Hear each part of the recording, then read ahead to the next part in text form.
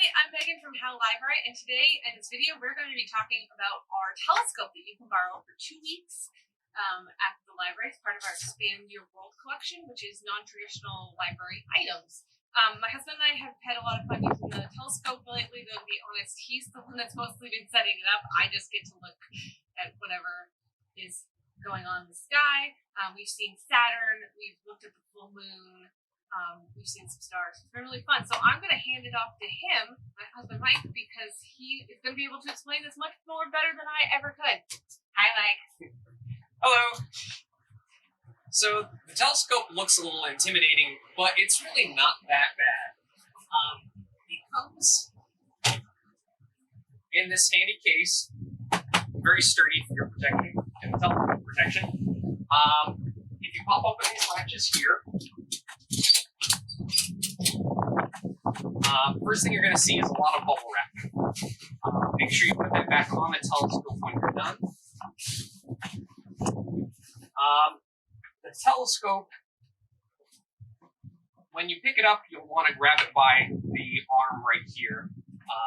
Don't grab it by the lens or anything like that. The telescope case also has these grooves on top so that the feet can fit right in them and be very sturdy. I'm not going to use that actually for this time. I'm just going to use the table. So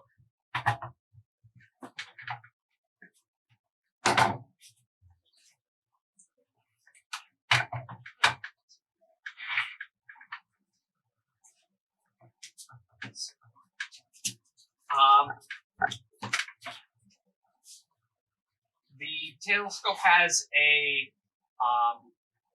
little sighting magnifier on the top of it, so you just want to have that towards the far end.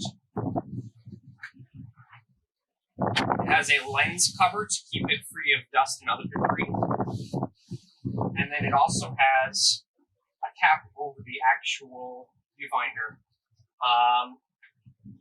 The entire base rotates and the telescope tips up and down.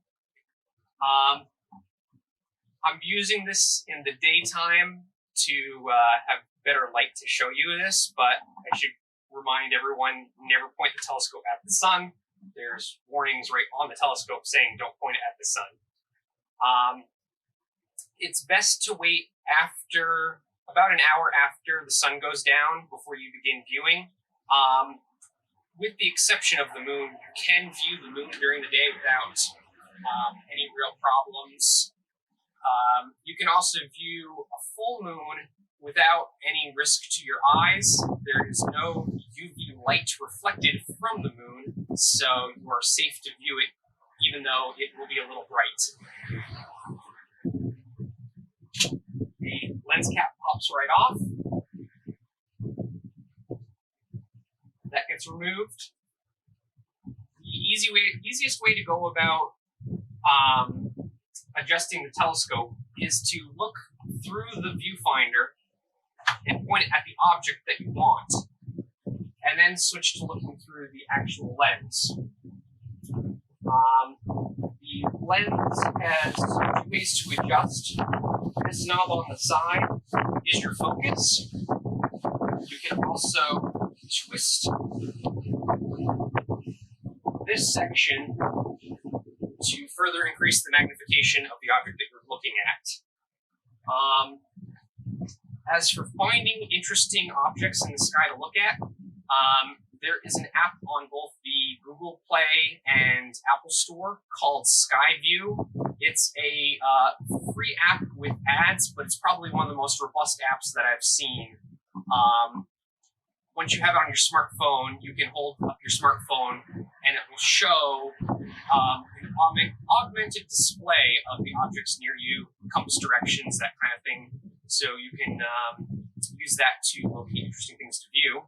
Other than that, if you don't have access to that, the good old adage is to just look for the first bright stars that you see in the night sky. Those are usually the planets. They'll reflect light from the sun soonest and arrive to your eyes quickest, so those will be the brightest objects to look at. Currently in the summer, we have access to both Jupiter and Saturn, two of the most interesting things to look at.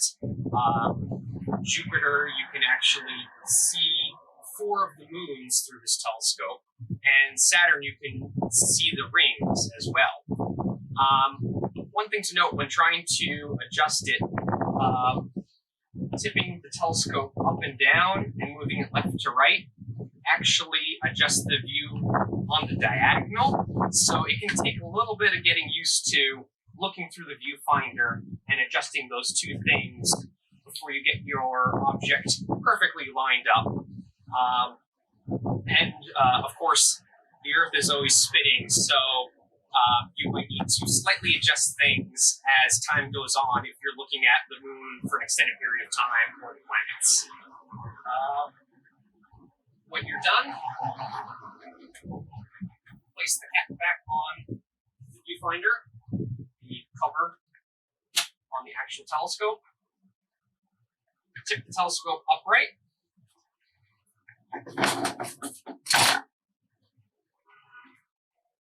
and then grabbing by the arm, place it like so, back in the case, and then securely place the bubble wrap on top of it.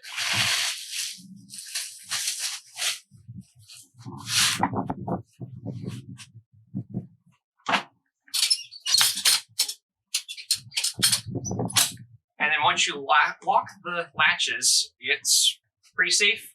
It has a handle and wheels for easy transportation. So, And you can put the telescope on top of there too. Yep. Mike, do you want to talk quick about how you took a picture of the full moon with the telescope? Yes, it's a little difficult. You basically just need to hold your camera up to the viewfinder and adjust the brightness. Higher you adjust the brightness, the better the picture will come out. They do sell special camera lens adapters, so it fits right up snug to the lens. But I was able to take a picture without that. Your results may vary depending on the type of camera that you have. Cool. Thanks, Mike. So I'm going to put a link in the description below. So you see directly to the item in the catalog, because sometimes putting a telescope it doesn't come in the right way. So you can place a hold and you'll be able to pick it up. If you ever have any issues with the telescope, please give us a call or shoot us an email as soon as you notice something's off. It's pretty expensive and we want to make sure it's in good use. And so thanks for watching. Be sure